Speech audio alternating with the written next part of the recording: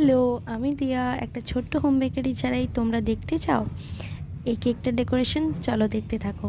আমার কাছে অনেক ডিমান্ড ছিল ছোটোর ওপর 2 টায়ার কেক। সাধারণত 2-এর ওপর হাফ দিয়ে আমি করেছি 2.5 পাউন্ড, বাট এই কেকটা মোস্ট প্রবাবলি 1 পাউন্ডের ওপরে একটা ছোট্ট ভেন্টো কেক ছিল, তো 1.5 পাউন্ড। তো এবার থেকে আমার পেজে তোমরা 1.5 পাউন্ডের কেক অর্ডার করতে পারো। আর এই কেকটা ছিল স্পেশালি চকলেট লোডেড, আর ভিতরে চকো চিপস দিয়ে ভরানো। জাস্ট তোমরা দেখতে পাচ্ছ কতটা পরিমাণ চকলেটে।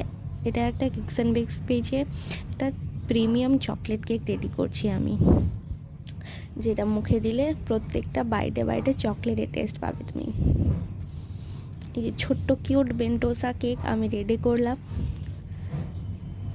তোমরা দেখতে থাকো। আর এত দূর ভিডিওটা দেখার জন্য থ্যাংক ইউ।